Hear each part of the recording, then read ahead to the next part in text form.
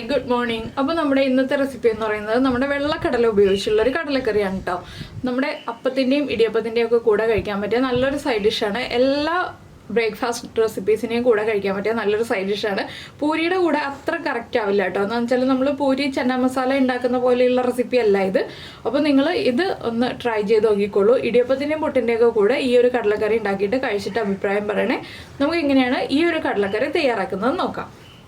നമുക്ക് നമ്മുടെ ഇൻഗ്രീഡിയൻസ് നോക്കാം. നമ്മളിപ്പോൾ 3/4 കപ്പ് വെള്ളക്കടല ഓവർനൈറ്റ് സോക്ക് ചെയ്തെടുത്തിട്ടുണ്ട്, ഇല്ലെങ്കിൽ 8 മണിക്കൂർ സോക്ക് ചെയ്തെടുക്കുക. ഇതിലേക്ക് ആവശ്യമായിട്ടുള്ള ഇൻഗ്രീഡിയൻസ് ആണ് ഞാൻ പറയുന്നത്. ഒരു വലിയ സവോള നീളത്തിൽ കട്ട് ചെയ്തെടുത്തിട്ടുണ്ട്. ഇത് കുറച്ച് തിക്കായിട്ട് കട്ട് ചെയ്തെടുത്താലും കുഴപ്പമില്ല കേട്ടോ, നമുക്ക് വഴറ്റാനുള്ള കാര്യങ്ങളാണ്. പിന്നെ ഒരു പീസ് ഇഞ്ചി കുറച്ച് വലിയ പീസുകളായിട്ട് കട്ട് ചെയ്തെടുത്തിട്ടുണ്ട്.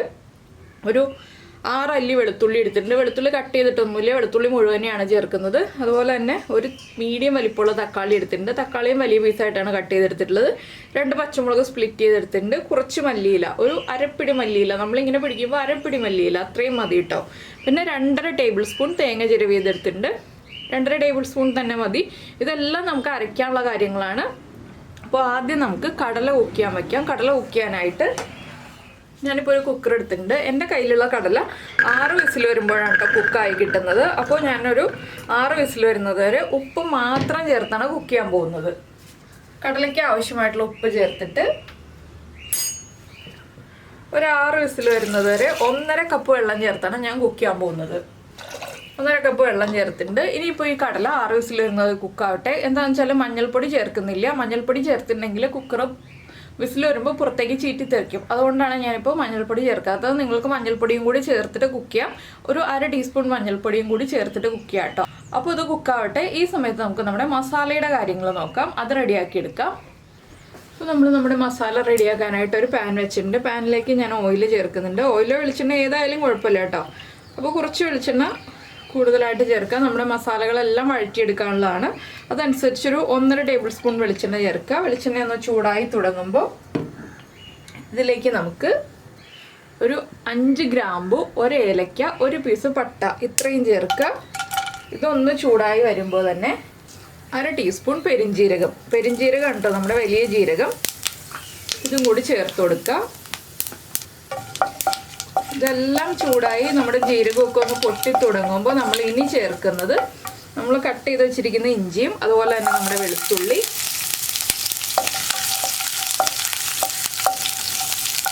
ഇഞ്ചിയും വെളുത്തുള്ളിയും ചൂടായി വരുമ്പോൾ പിന്നെ നമ്മൾ ചേർക്കുന്നത് നമ്മുടെ സവോള, അതുപോലെ തന്നെ പച്ചമുളക്. അപ്പോൾ നമ്മളിതിൽ മുളക് പൊടി ചേർക്കൂട്ടോ. മുളക് പൊടി ചെറിയൊരളവിലേ ചേർക്കുള്ളൂ. അതുകൊണ്ടാണ് 2 പച്ചമുളക് ചേർക്കുന്നത്. നിങ്ങൾക്ക് പച്ചമുളക് വേണ്ടാന്നുണ്ടെങ്കിൽ ആ ഒരു അളവിൽ മുളക് പൊടി ചേർക്കുമ്പോൾ വ്യത്യാസം വരുത്തിയാൽ മതി. പച്ചമുളക് ഒഴിവാക്കാം. ഇനി ഇതൊന്ന് നന്നായിട്ട് കുക്കായി വരട്ടെ. ഒരുപാട് ബ്രൗൺ ആയി പോകേണ്ട ആവശ്യമില്ല.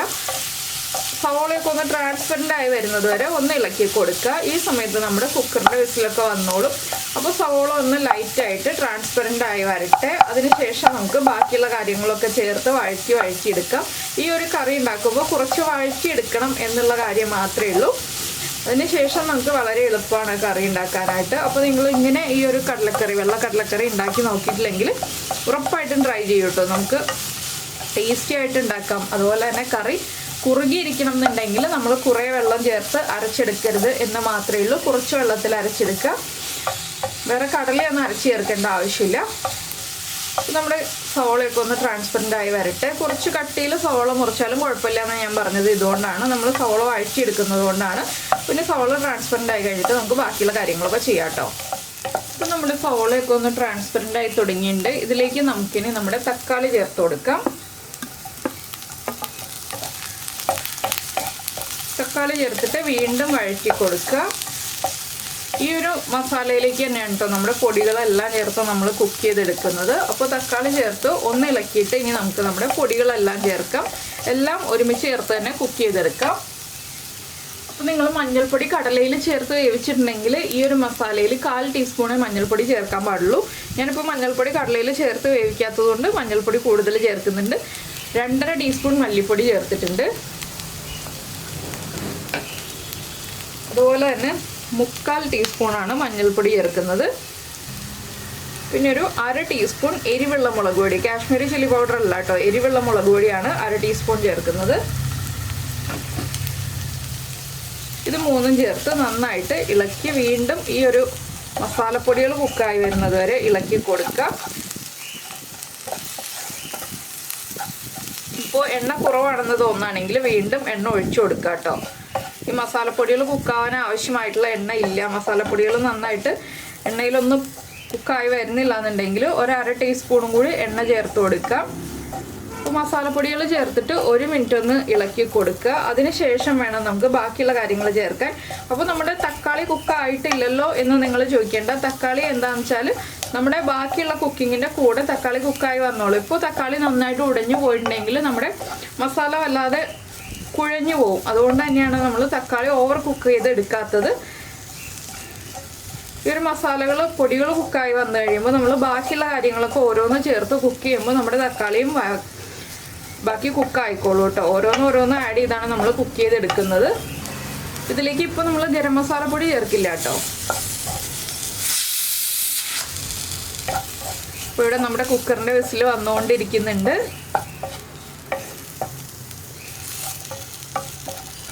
ഇപ്പോൾ നമ്മുടെ മസാലപ്പൊടികൾ ചേർത്തിട്ട് 1 മിനിറ്റ് ആയിക്കൊണ്ടിരിക്കുന്നു.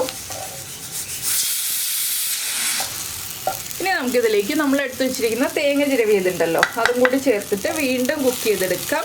തേങ്ങയുടെയും ആ ഒരു പച്ചപ്പൊന്ന് മാറി കിട്ടണം, അതുവരെ ഒന്ന് ഇളക്കി കൊടുക്കുക. ഒരു 2-2.5 മിനിറ്റോളം തേങ്ങ ചേർത്തിട്ട് ഇളക്കി കുക്ക് ചെയ്തെടുക്കും. അപ്പോൾ തേങ്ങയും കൂടി ഇനി കുക്കായി വരട്ടെ. അപ്പോൾ നമ്മുടെ മസാലകളൊക്കെ കുക്കായി വന്നിട്ടുണ്ട്, തേങ്ങയൊക്കെ കുക്കായിട്ടുണ്ട്. ഇനി നമുക്കിതിലേക്ക് മല്ലിയിലയും കൂടി ചേർത്ത് ഒന്ന് ഇളക്കിയതിന് ശേഷം ഫ്ലെയിം ഓഫ് ചെയ്ത് വയ്ക്കാം. ഇനി ഈ മസാലയുടെ ചൂട് കംപ്ലീറ്റ് മാറി കഴിഞ്ഞിട്ട് നമുക്ക് മിക്സിയിൽ വെള്ളം ചേർത്ത് അരച്ചെടുക്കാം. ഒരുപാട് വെള്ളം ചേർക്കേണ്ട, കുറച്ച് വെള്ളം ചേർത്ത് അരച്ചെടുക്കുക. പിന്നെ നിങ്ങൾക്ക് ഗ്രേവിക്ക് എത്ര ആവശ്യമുണ്ടെന്നുള്ളതനുസരിച്ച് നമുക്ക് വെള്ളം മിക്സ് ചെയ്യുമ്പോൾ ചേർത്ത് കൊടുക്കാം. അത്രയേ ഉള്ളൂ. അപ്പോൾ നമുക്കിത് ചൂട് മാറാൻ വേണ്ടി എടുത്ത് വയ്ക്കാം. അപ്പോൾ നമ്മുടെ മസാലകളെല്ലാം ഞാൻ എന്താ വെള്ളം ചേർത്ത് അരച്ചെടുത്തിട്ടുണ്ട്. ഇതുപോലെ ഫൈൻ പേസ്റ്റ് ആയിട്ടുള്ള ചെറിയ തരിതരിപ്പോട് കൂടിയാണ് അരച്ചെടുത്തത്. ഫൈൻ പേസ്റ്റ് ആയിട്ട് അരക്കണമെങ്കിൽ അങ്ങനെ അരച്ചെടുക്കാം, പക്ഷെ ചെറിയ തരിതരിപ്പോട് കൂടി അരച്ചെടുക്കുമ്പോഴാണ് ഈ ഒരു കടലക്കറിക്ക് ടേസ്റ്റ് ഉണ്ടാവുക. അപ്പോൾ ഞാനിത് അരച്ചത് മാറ്റി വയ്ക്കട്ടെ. നമ്മുടെ കുക്കറിൻ്റെ പ്രഷർ പോയിട്ട് നമുക്ക് ബാക്കിയുള്ള കാര്യങ്ങൾ ചെയ്യാം. അപ്പോൾ നമ്മുടെ മസാല വഴറ്റിയ അതേ പാൻ തന്നെയാണ് ഞാൻ വെച്ചിരിക്കുന്നത്. അതിലേക്ക് വെളിച്ചെണ്ണ ഒഴിച്ചിട്ടുണ്ട്. ഇനി നമുക്കൊരു 1/2 ടീസ്പൂൺ അല്ലെങ്കിൽ 3/4 ടീസ്പൂൺ, ഞാനിപ്പോൾ 3/4 ടീസ്പൂൺ ചേർത്തിട്ടുണ്ട് കേട്ടോ കടുക്. കടുകൊന്ന് പൊട്ടി വരട്ടെ.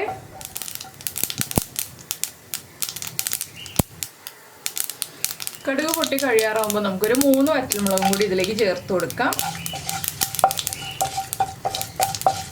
വറ്റൽമുളകും ഒന്ന് ചൂടായി വരുമ്പോൾ നമ്മൾ അരച്ചു വെച്ചിരിക്കുന്ന അരപ്പ് ചേർത്ത് കൊടുക്കാം.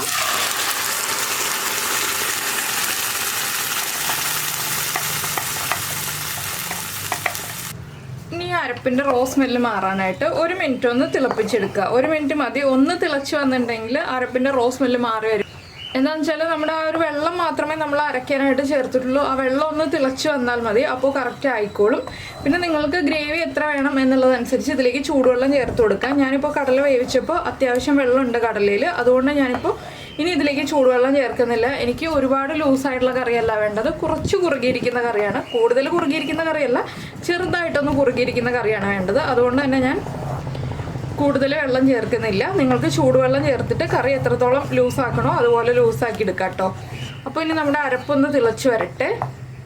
നമ്മൾ മസാലയിൽ ഉപ്പ് ചേർത്തിട്ടുണ്ടായിരുന്നില്ല, അതുകൊണ്ട് മസാലയ്ക്ക് ആവശ്യമായിട്ടുള്ള ചെറിയൊരു ഉപ്പ് ചേർത്ത് കൊടുക്കണം.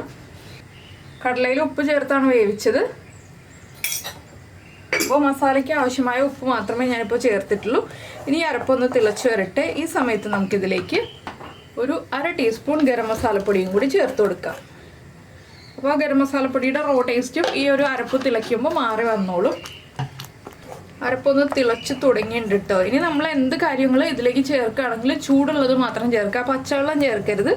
അത് പ്രത്യേകം ശ്രദ്ധിക്കുക. നമുക്ക് കറി ലൂസാക്കി എടുക്കണമെന്നുണ്ടെങ്കിൽ തിളച്ച വെള്ളം മാത്രം ചേർത്തിട്ട് നമ്മൾ കറി ലൂസാക്കി എടുക്കുക. അരപ്പ് കുറേ സമയം തിളപ്പിച്ചിട്ടുണ്ടെങ്കിൽ വല്ലാതെ കുറുകി പോവും.